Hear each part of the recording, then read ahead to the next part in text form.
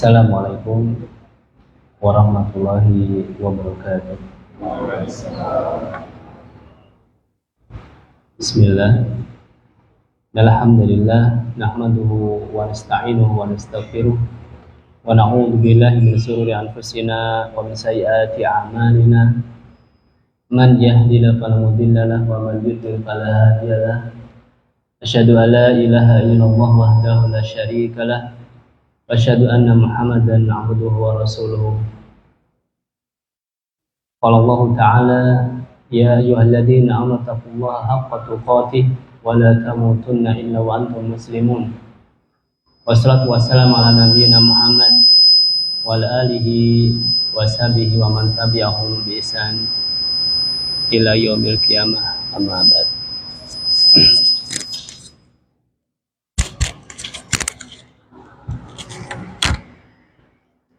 Alhamdulillah, pada jamaah sekalian, pada kesempatan malam hari ini kita diberi kesempatan Allah Subhanahu wa Ta'ala untuk berkumpul bersama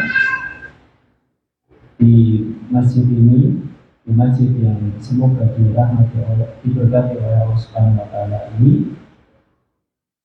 Alhamdulillah atas rahmatnya dan hidayahnya, ya, kita masih diberi kesehatan untuk berkumpul dalam rangka bersama-sama mempelajari ilmu agama, ya.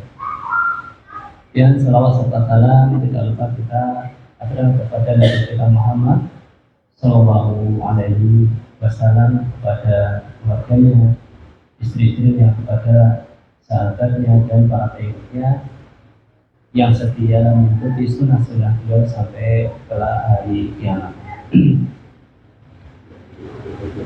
Pada para jamaah sekalian yang semoga senantiasa dirahmati, diberkati dan yang saya hormati.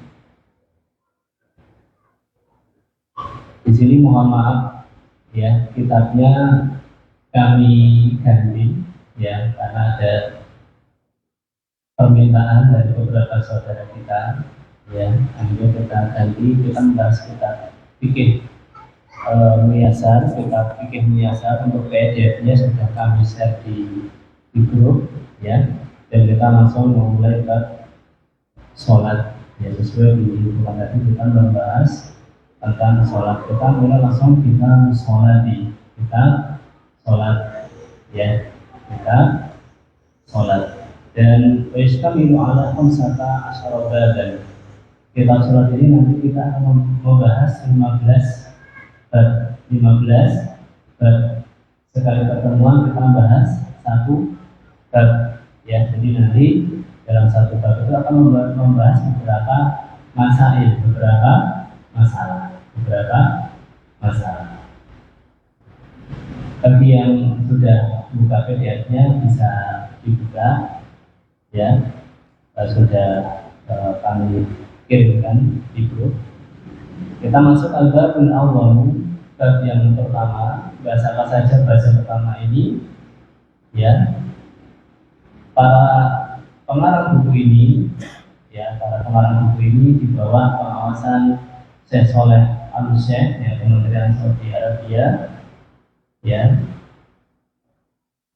Bitarikh sholati, kita membahas apa itu definisi sholat, wa qadriha, utama sholat, wa wujubi shalawatil khams, dan wajibnya sholat 5 waktu.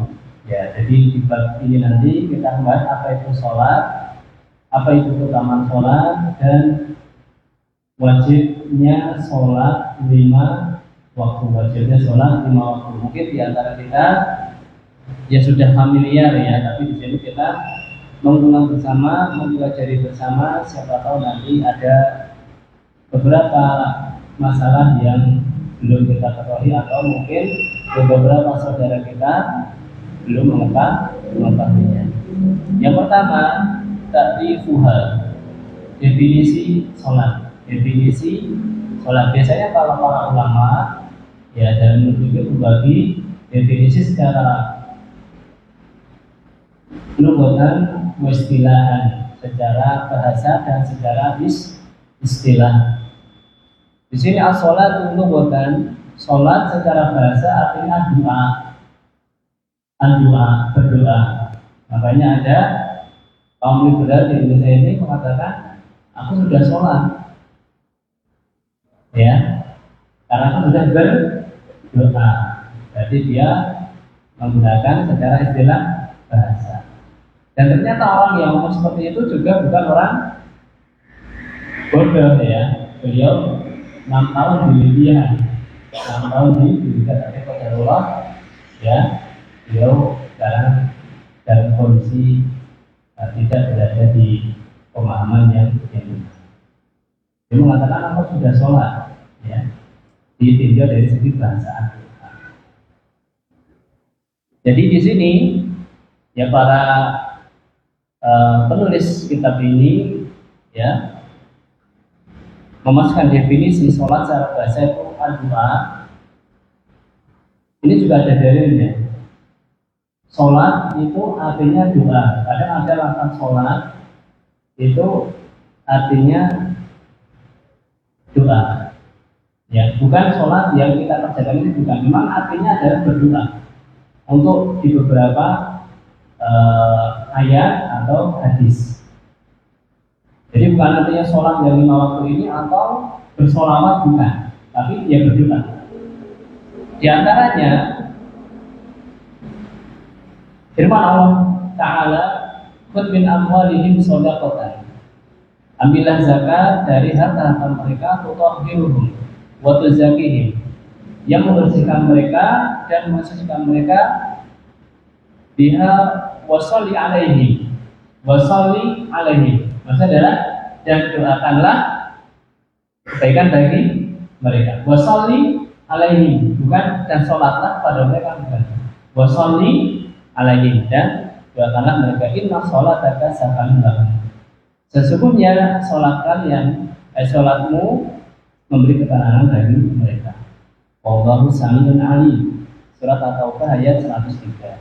Jadi lafaz washolli alaihi bukan berdoalah apa, bukan sholatlah kepada mereka atau sholawatlah kepada mereka, tapi di sini artinya adalah berdoalah, memintakanlah kebaikan bagi mereka di ayat ini, ya. Makanya ketika kita membaca Al-Quran, baca hadis, perlunya membaca tafsir atau membaca salah hadis para ulama agar tidak salah, ya. Kalau enggak, di sini ada lafaz sholli kita artikan sholat pada mereka, padahal ini artinya doa. Kemudian dari hadis, ya, ada juga lafaz di hadis yang ini sebagian saja saya ambilkan. Ada hadis Rasulullah SAW bersabda, "Idza du'iya ahadukum," apabila salah seorang dari kalian diundang, ya, diundang untuk acara makan-makan, kalau tadi dan sebagainya, walimah, ya, al-jujib, maka hendaklah dia menjawabnya, memenuhinya, ya, memenuhinya, menjawabnya. Fa'inka sha'iman falyusalli, kalau dia berpuasa maka apa? Falyusalli. Bagi yang pernah belajar bahasa Arab dan diterjemahkan, kalau puasa maka sholatlah, bukan begitu. Fa'inka sha'iman falyusalli, apabila dia dalam keadaan berpuasa maka doakanlah kebaikan bagi yang mengundang, bukan sholatlah terus habis itu diundang karena puasa sholat di situ, enggak. Falyusalli maksudnya adalah mendoakan, ya, memintakan barokah, ampunan dan kebaikan bagi yang mengundang. Makanya kan ada bertamu, salah satu adalah mendoakan orang yang mengundang kita. Apa itu sahibul baik, ya. Mereka muftiran faliyat'am, dan jika dalam keadaan tidak berpuasa maka silakan untuk makan. Jadi kata al-yusolli itu adalah memintakan, mendoakan keberkahan, ampunan dan kebaikan bagi yang mengundang. Jadi dulunya lafaz doa dalam bahasa Arab ini adalah lafaz sholat ini adalah doa. Awalnya dulu dalam bahasa Arab. Kemudian menjadi ya setelah datangnya Islam, setelah syariat Islam ini, jadilah lafaz sholat ini ma'ruf yang kita ketahui sekarang ini secara istilah syariat. Ya, menjadi apa itu namanya istiqab ya, terjadi perubahan makna yang sekarang khusus bagi ibadah sholat yang kita akan kerjakan. Ya seperti contoh pernah rame menerjemahkan lafaz al-qahwah ya, al-qahwah. Al-qahwah salah satu ciri orang Melayu adalah suka minum kopi ya, qahwah. Iya, qahwah dulu artinya adalah salah satu jenis khamr, minuman keras. Tapi kemudian al-qahwah ini sekarang menjadi nama khusus bagi minuman. Ini syai al-qahwah, oh ini syai qahwah, kopi ya, gitu. Sekarang nah itu diterjemahkan ciri-ciri orang munafik suka minum kopi ya, ini salah total. Nah, kalau gitu saya sering minum kopi kan, maksudnya kopi yang bukan mudah seperti itu. Jadi harus kita juga pentingnya membuka kamus. Ya kalau sholat itu awal dulu doa, kemudian menjadi istilah dalam apa itu secara istilah syariat itu sekarang untuk sholat ma'ruf yang kita kerjakan lima waktu. Kemudian kenapa dinamakan sholat itu doa? Kenapa kok dinamakan doa? Jadi masih ada ikatannya, masih ada sangkut pautnya. Karena doa yang kita lakukan itu mencakup doa di beberapa bagian besar tempat yang kita lakukan semuanya mengandung doa. Ya, seperti kita ketahui bahasanya doa kan ada dua. Yang sudah tahu ya, bagi yang belum tahu, doa itu ada dua. Doaul ibadah dan doaul masalah. Nah dalam sholat ini dua-duanya ada. Doa yang sifatnya ibadah yang kita dengan sholat itu ya kita beribadah kepada Allah Subhanahu Wa Taala, mengharapkan pahalanya dan takut karena siksanya, ya mendatangkan rasa takut, tawakal dan sebagainya. Jadi ada doa ibadah sifatnya ibadah, dan ada juga dalam sholat kita itu doaul masalah. Apa itu doaul masalah? Itu tolakul hajat, meminta agar hajat kita, keinginan kita itu dipenuhi, baik itu agar kita bisa mendapatkan manfaat dari doa kita, meminta sesuatu yang bermanfaat, atau kita dalam doa kita itu agar kita terhindar dari keburukan, kita meminta kepada Allah Subhanahu Wa Taala sesuatu yang bermanfaat bagi kita, atau meminta kepada Allah Subhanahu Wa Taala agar dijauhkan dari sesuatu yang tidak baik bagi kita, baik di dunia maupun di akhirat. Itu semua kan kita lakukan di mana? Di sholat. Ya, hampir dari mulai sampai akhir itu ada. Jadi dalam sholat kita juga mencakup doaul ibadah dan doaul masalah. Ya. Jadi doa itu ada dua, doaul ibadah dan doaul masalah. Kalau doaul ibadah ini mutlak hanya untuk Allah Subhanahu Wa Taala. Ada perinciannya apa itu doaul masalah, doaul ibadah ini nanti dibahas di kitab akidah. Tapi yang pasti doaul ibadah dan doaul masalah ini ada di sholat yang kita kerjakan. Ini secara bahasa, sholat secara bahasa. Kemudian dalam kitab disebutkan yang selanjutnya as-sholatu syar'an, sholat secara syariat, ibadatun dan aqwalin, ibadah yang berupa perkataan-perkataan atau ucapan-ucapan, wa'alin dan perbuatan-perbuatan atau gerakan-gerakan maksusatin yang khusus, muftatahatun bitakbiri, dibuka dengan takbir, wa muftatamatun bitaslim, dan diakhiri dengan salam. Jadi maksud ibadah adalah ibadah lillahi ta'ala. Ya, jadi salat kita adalah ibadah yang hanya kita berikan pada Allah Subhanahu wa taala. Kemudian dzatu aqwal yang berupa ucapan-ucapan atau perkataan-perkataan. Maksudnya apa? Itu adalah al-qiraat, bacaan-bacaan. Ya, baik itu nanti mulai dari doa kita, kemudian nanti surat al-fatihah dan sebagainya, kemudian juga termasuk takbir. Takbir Allahu Akbar itu ucapan. Ya, kemudian wa tasbih. Ya, wa tasbih ketika ruku, ketika sujud, dan lain sebagainya. Adapun wa af'al dan gerakan-gerakan atau perbuatan-perbuatan yang berupa berdiri, sholat berdiri. Ya, kalau nggak mampu duduk, kalau nggak mampu sambil berbalik dan lain sebagainya. Wa ruku dan sujud dan lain sebagainya. Kemudian di sini ada tambahan maksus yang khusus. Yang khusus. Kenapa? Karena ada gerakan yang seolah-olah itu gerakan sholat, tapi itu bukan sholat. Contohnya apa? Sujud syukur, sujud tilawah, ya, main bola, sujud syukur, ya. Kemudian pas baca Quran, ayat saja baca melakukan sujud di tilawah. Meskipun di sini sujud, tapi ini tidak dinamakan sholat, tapi dinamakan sujud maksus, dinamakan sujud yang khusus, tidak masuk dalam sholat, tidak bisa disebut sholat. Ya, makanya ada maksus. Muftatahatun bitakbir, diawali dengan takbir dan diakhiri dengan salam. Ya, kenapa diawali dengan takbir?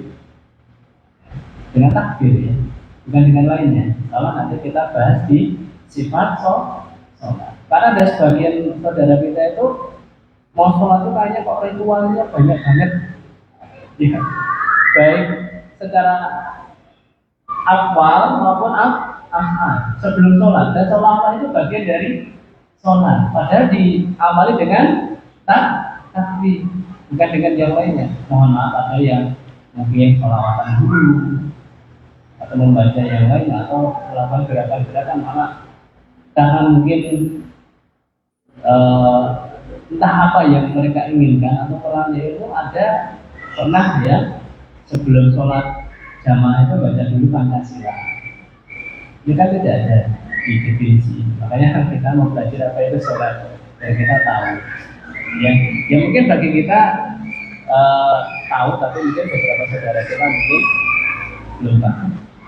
Itu ya definisi sholat. Definisi sholat tadi. Dan sholat nanti kita lengkapi di sifat sholat, tata cara sholat. Sekarang fadlu sholati, keutamaan sholat. Fadlu sholati. Ya, kalau di kitab-kitab lain ada manzilatu sholat, tapi di sini langsung aja fadlu sholati, keutamaan sholat. Al-Mu'allif mengatakan as-sholatu min akadi arkanil Islam ba'da syahadatain. Sholat merupakan salah satu rukun Islam yang paling ditekankan setelah dua kalimat syahadat. Bahkan merupakan bal hiya amudul Islam. Bahkan sholat merupakan tiangnya agama Islam. Bunya Islam ala khamsi. Islam dibangun di atas 5 hal. Dua kalimat syahadat, kemudian sholat. Nah, kemudian di sini mulai mengatakan wa qad faradaha Allahu 'ala nabiyhi Muhammad sallallahu alaihi wasallam lailatal mi'raj. Dan Allah mewajibkannya kepada nabi kita Muhammad sallallahu alaihi wasallam pada malam Mi'raj. Langsung perintah salat ini langsung tanpa perantara malaikat Jibril. Ya, tapi masih banyak saudara kita bahkan yang aku muslim masih meremehkan masalah sholat. Padahal perintah sholat ini langsung Allah perintahkan tanpa perantara malaikat Jibril. Fawqa sab'a samawati, di atas langit yang 7 lapis langsung. Ya. Langsung Allah perintahkan ketika di atas langit yang ke. Jadi ini badalika dalilun ala ahamiyatiha fi hayatil muslim. Ini sudah cukup lah ya. Jadi dalil bahasanya sholat itu perkara yang penting dalam kehidupan manusia. Dan dahulu Nabi Muhammad SAW apabila mendapatkan suatu permasalahan, beliau mengerjakan sholat. Kalau mendapatkan permasalahan, beliau mengerjakan sholat. Dalilnya apa? Di sini ada beberapa hadis ya tentang keutamaan sholat dan mengajarkan ya tentang sholat. Yang pertama ada di dalam kita qauluhu alaihi salatu wassalam as-salawatul khamsu wal jumu'atu ila jumu'ati wa ramadhanu ila ramadhan mukaffiratun ma bainahunna idza istanabal kabair. Salat lima waktu Jumat ke Jumat berikutnya, puasa Ramadan berikutnya, mukaffiratun merupakan penghapus dosa ma bainahuma yang ada di antaranya idza istanabal kabair selama dia menjauhi dosa besar. Jadi ya kalau kita melaksanakan sholat antara zuhur dan asar itu terampuni dosa-dosa di antaranya. Kemudian antara sholat Jumat dan Jumat selanjutnya itu di antaranya dosa-dosanya terampuni. Cuma di sini dosa yang terampuni adalah dosa-dosa kecil, yang dosa-dosa yang tidak di jelaskan ya di dalam Al-Quran, kemudian tidak disebutkan sebagai dosa besar ya, kemudian tidak disebutkan secara mutlak dalam Al-Quran atau dalam Sunnah bahwasanya itu adalah dosa besar. Kemudian juga hukumannya tidak besar juga ya. Kemudian disebutkan bahasa itu adabnya nanti tidak pedih dan tidak ada had di dunia ya, maka itu termasuk dosa kecil. Adapun untuk dosa-dosa besar nanti rinciannya bisa dipelajari di Al-Kabair, kitab Al-Kabair. Adapun kalau Al-Kabair dosa-dosa besar itu harus bertaubat. Ya. Jadi di sini juga hadis ini menjelaskan bahasanya Allah Subhanahu wa taala itu luas rahmatnya. Ya. Dan Maha Pengampun dan memberikan pahala yang besar meskipun umatnya melakukan amalan yang kecil.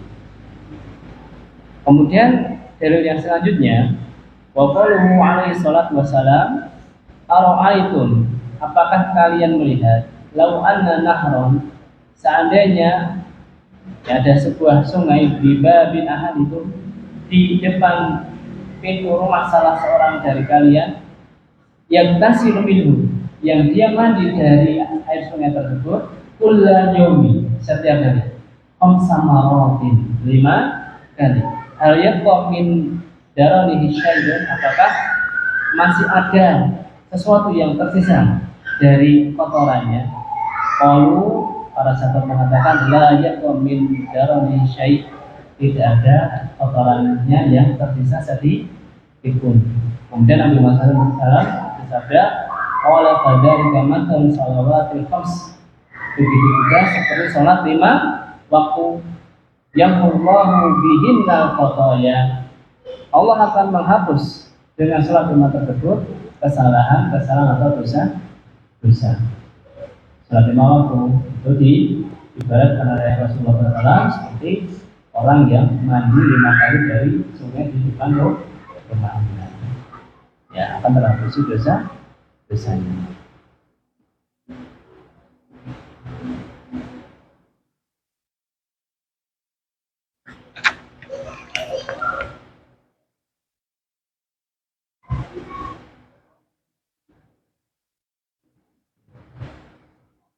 Kemudian yang selanjutnya, wujud sholawatul khamsi, wajibnya sholat lima waktu.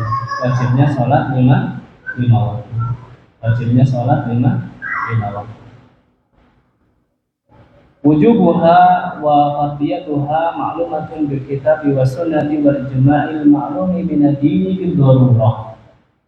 Wajibnya ya dan fardunya sholat lima waktu itu sudah diketahui ya dengan kitab dan sunnah dan ijma, dan maklum min ad-dini bil darurah, dan diketahui dari agama ini bahwasanya itu wajib bil secara otomatis. Orang yang memeluk Islam, agama Islam yang hidup di tengah umat Islam, meskipun dia bodoh, apa anak kecil lah, itu secara otomatis tahu bahwasanya sholat lima waktu itu wajib, kecuali orang yang kena syubhat. Coba kita tanya anak-anak kita yang mungkin masih SD. Ketika dia masih suci, masih fitrah, kita tanya sholat zuhur, subuh, asar, subuh, zuhur, asar, maghrib, isya itu wajib atau tidak? Jawabnya wajib. Karena apa? Ini bid'ah. Otomatis tahu. Nah, kalau sudah besar terus menyebutkan bahasa sholat ini tidak wajib, berarti dia terkena syubhat dari ulama sunnah. Ya. Karena sebab atau kalau orang yang baru masuk Islam dan memang sebelumnya tidak tahu Islam sama sekali. Kalau orang yang hidup di tengah umat Islam itu secara otomatis mengetahui bahasanya sholat lima waktu itu wajib. Dari Alkitab, dari Al-Quran, kalau Allah Ta'ala, Allah Subhanahu Wa Ta'ala berfirman, waqimus sholat, dan dirikanlah oleh kalian sholat. Di ayatin katsiratin minal kitabillah, ada di beberapa ayat yang banyak dari kitab Allah Subhanahu wa taala perintah waqimus shalah, dan didirikanlah oleh kalian salat. Wal amru lil wujub, dasarnya perintah itu adalah untuk wajib. Kalau tidak ada yang ayat lain memalingkan bahasanya itu tidak wajib, maka wajib. Ya, waqimus shalah ini perintah. Sholat jadi wajib. Kemudian dari yang kedua, wa qala Allah Ta'ala qul li ibadiyal ladzina amanu yuqimus shalah. Katakanlah kepada hamba-Ku orang-orang yang beriman, dirikanlah sholat. Dirikanlah oleh kalian sholat. Surat Ibrahim ayat 31. Ini mewakili saja. Kalau mau kita cari dalilnya dalam Al-Quran banyak. Perintah sholat lima waktu. Wa minas sunnati, dan dari sunnah Nabi Muhammad SAW, hadithul mi'raj, hadis mi'raj. Di dalamnya adalah dia khamsun wa hiya khamsuna. Ya, dia 5 waktu, wa hiya khamsun, dan dia 50 pahalanya. 50 kali, ya, 50 kali. Ini sebenarnya hadisnya panjang. Hadisnya panjang ketika Rasulullah SAW melakukan mi'raj. Awalnya memang perintahnya 50 kali. Kemudian bertemu dengan Nabi Musa. Kemudian Nabi Musa meminta kepada Nabi kita Muhammad SAW akan perintah keringanan kepada Allah Subhanahu Wa Taala sampai bolak-balik, akhirnya 5 kali. Ketika sudah 5 kali, Nabi Muhammad SAW malu untuk meminta keringanan. Ya, ini hadisnya agak panjang dan ada lafaz ini. Dan maksudnya dia khamsun adalah dilihat dari pelaksanaannya itu hanya 5 kali. Tapi dari segi pahala itu 50. Jadi 1 kali itu dipadankan 10. Ya.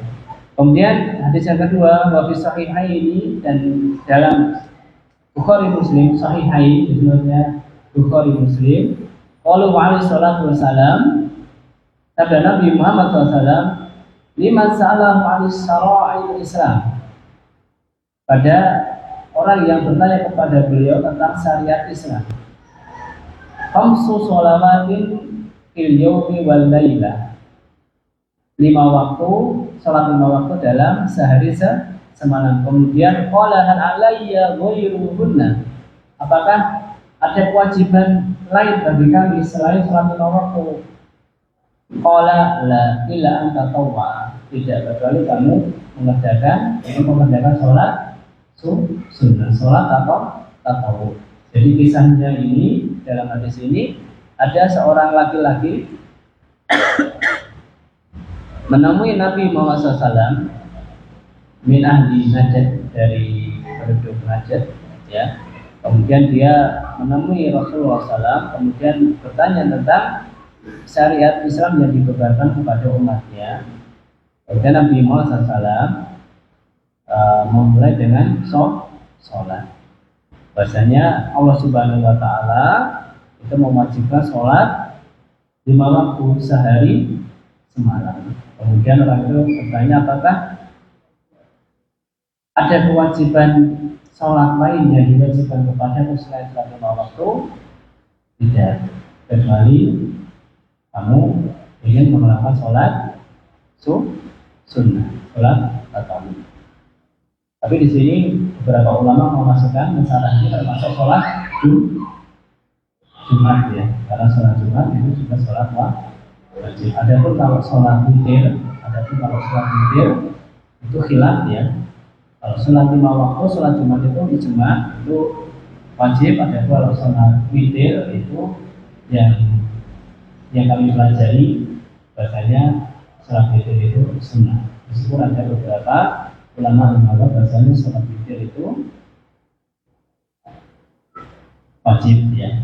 Tapi yang kami pelajari bahasanya sholat witir hukumnya sunnah, ya. Ini wajibnya sholat 5 waktu. Beberapa dalil yang disebutkan oleh mu'allif.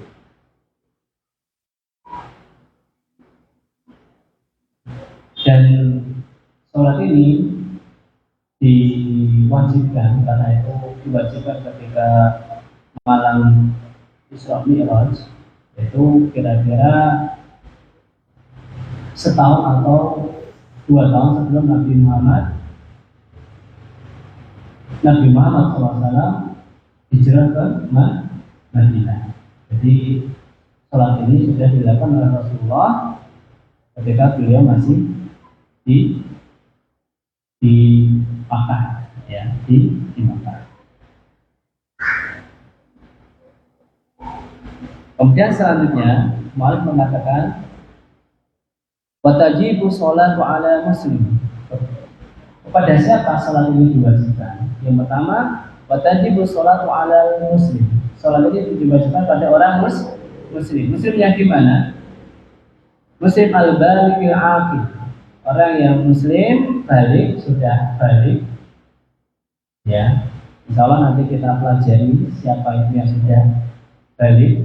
Ini juga ternyata banyak di antara saudara kita yang pemahamannya kurang tepat tentang balik. Jadi ada yang menganggap bahasanya balik itu 18 plus.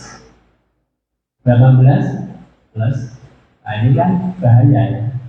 Padahal dulu Amr bin As itu menikah umur 11 tahun dan punya anak umur 13 tahun. Kalau udah punya anak, sudah balik belum? Sudah, ya. Kemudian Ummahatul Mukminin Aisyah radhiyallahu taala anha itu kan menikah umur 6 tahun, kemudian serumah dengan Nabi kita Muhammad SAW umur 9 tahun. Sekarang anak-anak itu mungkin kalau dilihat dari umur, ya, belum sampai 18 tahun itu sudah balik. Ya, dan apa saja balik itu ciri-cirinya nanti kita dipelajari juga selanjutnya, ya. Tapi yang mudahnya kalau laki-laki itu ihtilam, ya, setelah ihtilam itu saja. Kalau perempuan adalah keluar darah haid, itu ringkasnya seperti itu.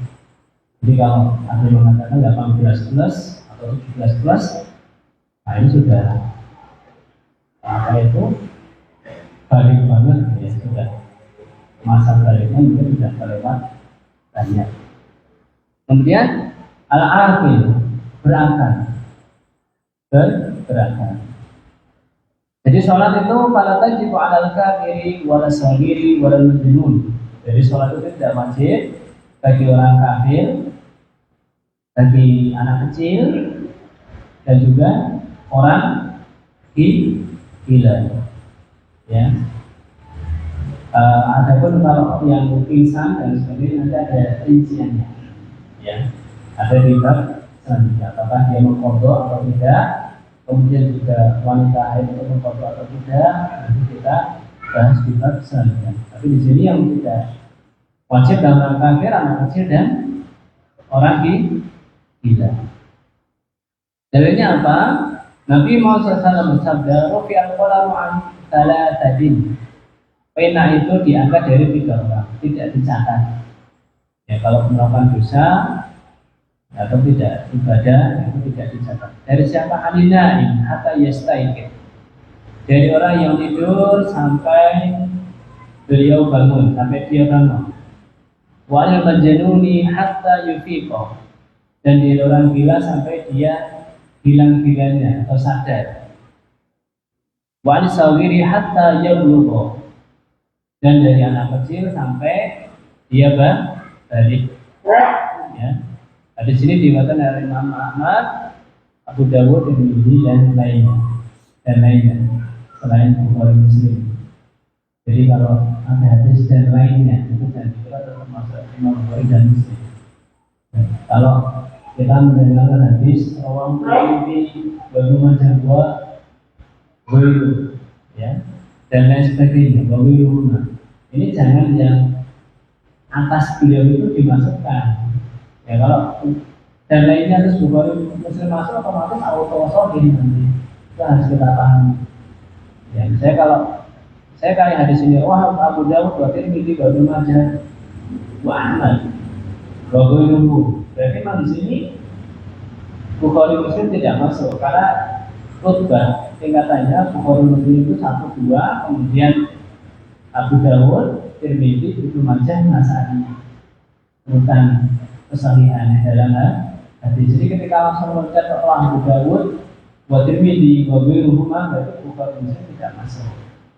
Ya dari rinciannya nanti di ilmu mustalah hadis. Jadi kenapa di sini ya anak kecil, orang yang tidur dan gila ini tidak wajib sholat karena mereka kehilangan sesuatu yang menyebabkan mereka itu mampu untuk melaksanakan sholat. Ya, karena ya orang juga orang tidur, anak kecil, belum paham, dan juga orang gila kan berdoa menghadap Allah Subhanahu wa Ta'ala. Ada syaratnya, ada rukunnya, ada wajibnya, ada sunnahnya. Orang yang mampu aja salah, apalagi orang yang gila, ya kan nggak boleh dulu awal pengharaman Umar kan sebagian sahabat itu sholat sambil mabuk, ya kan udah kacau badannya, tapi ini gila, ya. Jadi mereka yang 3 orang ini tidak dikenai beban perintah dan larangan. Ini juga memberikan rahmat Allah Subhanahu wa Ta'ala dan kasih sayang dalam anugerahnya Allah Subhanahu wa Ta'ala kepada umatnya. Kemudian kalau anak kecil itu udurnya itu ya dengan istilah, dengan balik. Jangan menganggap anak kecil terus. Ya, kemudian kalau tidur ya udur hilangnya ketika dia bangun. Kalau orang gila udurnya hilang dengan dia sadar. Kemudian di sini Mu'alif mengatakan walakin yuqmalu bihal auladu li tamami sab'i sinin. Akan tetapi anak-anak ya diperintahkan untuk sholat ketika mereka sudah menginjak usia 7 tahun, diperintahkan, bahkan disuruh diajari. Karena ini sudah mulai masuk usia tamyiz, mumayyiz. Ya, jadi kalau biasanya juga kalau diajak ke masjid itu sudah nggak membuat kegaduhan, sudah bisa diatur. Kalaupun dipegang abinya itu sudah tahu dia. Tapi kalau di bawah umur 7 tahun biasanya juga kalau ke masjid itu masih lari ke sana ke sini, ya masih kurang bisa diarahkan, belum tamyiz, ya, belum wais. Wa yadrabuna ala tarkiha li asrin, dan pukulah mereka ya ketika mereka sudah menginjak usia 10 tahun apabila mereka meninggalkan sholat. Jadi ini boleh memukul ketika anak sudah 10 tahun tapi tidak mau sholat, tapi mukulnya ya mukul yang mendidik, mukulnya yang mendidik, bukan terus diambil gitu kan, emosi gitu tadi. Ya kita dulu mendidik. Karena amar ma'ruf dan nahi mungkar itu dasarnya adalah pakai lemah lembut. Awalnya tetap harus lemah lembut. Kalau nggak mempan harus dipukul. Nggak, itu kan 10 tahun. Tidak usah kan dipukul. Nggak itu. Ini adalah ketika sudah mempan, kita harus diperintahkan dengan lemah lembut. Karena amar ma'ruf dan nahi mungkar itu awalnya itu harus berilmu, kemudian juga memerintahkan dengan cara yang ma'ruf, mengingkari juga dengan cara yang ma'ruf, kemudian harus sabar. Ya, ketika itu. Nabi Muhammad SAW bersabda, "Muru auladakum, perintahkanlah anak-anak kalian bisolati, untuk sholat, wahum abna'u sab'an sinin." Ya, ketika mereka anak-anak berusia umur 7 tahun. Wadribuhum 'alaiha, dan pukullah mereka karena meninggalkan sholat, wahum abna'u asrin, ketika mereka anak-anak umur 10 tahun. Wa fariqu bainahum fil madhaji, dan pisahkanlah tempat tidur mereka. Rawahu Ahmad dan Abu Dawud. Ya, ini jadi sholat itu wajib bagi orang muslim balik akhir. Ataupun yang tidak wajib, kemudian anak usia 7 tahun diperintahkan sholat, ketika 10 tahun karena sudah sholat ini dipukul.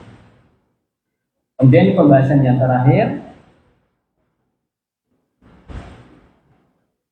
faman jahadaha, dan barang siapa yang mengingkari wajibnya sholat, au tarokaha, atau meninggalkannya, faqad kafara, maka dia kafir. Wartada dinil Islam, dan keluar dari agama Islam. Qala Rasulullah SAW, Nabi Muhammad SAW bersabda, "Inna ahdalladzi bainana wa bainahum as-shalah." Sesungguhnya perjanjian yang membedakan antara kita dan mereka, orang-orang kafir dan orang munafik, adalah as-shalah, adalah sholat. Faman tarakaha faqad kafara, barang siapa yang meninggalkannya maka dia telah kafir. Wa Tirmidzi wa Nasa'i wa Ibnu Majah wa Ahmad. Di sini kami mau menyampaikan sedikit. Kalau faman jahadaha, mengingkari wajibnya sholat, itu ijma. Semua ulama berijma bahasanya dia kafir. Ya, tapi ini juga harus terpenuhi syarat-syarat pengafiran itu apa? Iqamatul hujjah, ya, dan izalatul syubhah, sudah ditenangkan hujjah, sudah dikandani, sudah tidak ada syubhat, dan izalatul mawani, dan tidak ada penghalangnya. Penghalangnya adalah kebodohan, ya, paksaan, dan dia salah, atau dia melakukannya karena tidak paham. Autarokaha faqad kafara, meninggalkannya di sini ada dua. Kalau meninggalkannya karena mengingkari hukum wajibnya, maka kembali seperti yang pertama tadi. Tapi kalau malas, takasulan wa tahawunan, malas dan menganggap sepele, remeh, sholat itu penting, tapi dia masih menganggap bahwa sholat itu wajib, maka ini ada khilaf di antara ulama. Cuman karena kita mempelajari kitab ini, sudah dipilihkan oleh pengarang kitab ini, ya para profesor dan juga di bawah pengawasan Syekh Shaleh Al-Syekh, ya masih kita tentu meyakini ya bahasanya orang ilmu ini merajihkan bahasanya kafar, kan kafar menurut pengarang buku ini dan keluar dari Islam. Ya, adapun ini saya hanya merinci ada beberapa pendapat yang bahasanya ada yang tidak dikatakan. Kalau malas sama menganggap remeh itu tidak dikatakan. Dan ini pendapat sumber ulama. Tapi yang wajib seperti yang apa yang disebutkan oleh pengarang. Ya. Dan nanti ada juga beberapa pendapat yang diminta taubat 3 kali. Dan yang perlu digarisbawahi di sini, kan di sini faman jahadaha aw tarafaha faqad kafara wa tada'an dinil Islam. Adapun kita tidak berhak taklim, misalnya nggak pernah sholat takhir itu tidak boleh. Ini karena apa? Pentakbiran itu ada kaidahnya, ada 2 wujudnya. Adapun kita tidak boleh. Nah, terus belajar ini terus ngapain gitu kan? Ya supaya kita tahu agar kita tidak terjatuh dalam hal ini. Kita sudah tahu bahwasanya meninggalkan sholat karena mengingkari wajibnya sholat, dan kalau malas atau menganggap sepele itu bentuk kekufuran dan bukan dari Islam, ya kita jangan sampai terus nggak sholat atau seenaknya sendiri. Adapun kalau ada saudara kita yang kok nggak sholat, itu bisa jadi ya apa itu belum tahu ya, atau ada subhat yang tadi yang karena terpengaruh banyak nonton YouTube atau sholat yang sekarang banyak macam-macam itu kan. Jadi fitnah itu sudah masuk ke dalam rumah. Makanya bagi yang punya anak-anak itu ketika nonton HP itu dicek. Yang jadi tonton itu apa?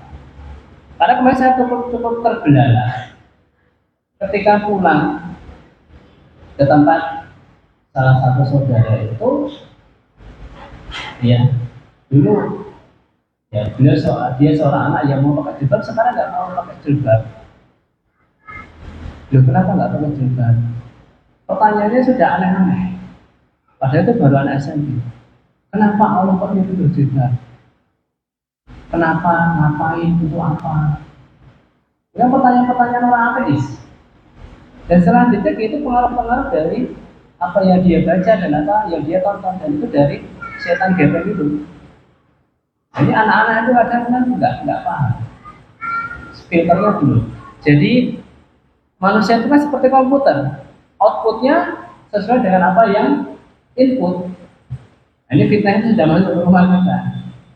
Itu subhat itu kan harus dinasihati dan harus bilang penghalangnya. Dan kalaupun sudah diketahui itu siapa yang berhak, oh ini sudah takdir, sudah keluar, itu adalah hakim, bukan kita. Jadi hati-hati masalah takdir dan takdir, mengkafirkan dan menganggap ahlul bid'ah. Beda sedikit, ini bid'ah, ini ahlul bid'ah. Itu ada kaidahnya juga. Oh itu kafir kan? Itu ada kaidahnya. Dan itu harus kita tanyakan dan kembalikan ke ahlul ilmi, dan dia menentukan itu juga adalah ahlul ilmi dan hakim, termasuk meninggal sholat. Ada pun kita, karena kita sudah mempelajari bahasa meninggalkan sholat itu dengan mengingkari wajibnya atau karena malas atau menganggap remeh itu juga termasuk kekufuran, maka jangan sampai sekarang kita yang sudah di sini kok menganggap remeh perkara sholat. Mungkin ini yang bisa kami sampaikan ya tentang pertama dari kitab sholat. Insyaallah nanti di pertemuan selanjutnya ya kita rinci apa yang telah kita pelajari pada pertemuan hari ini. Kurang lebihnya mohon maaf. Allahu a'lam bishawab. Astagfirullahaladzim wa lakum. Subhanallah wa bihamdika. Asyhadu an la ilaha illa anta Astagfirullah wa atubu ilaik. Assalamualaikum warahmatullahi wabarakatuh.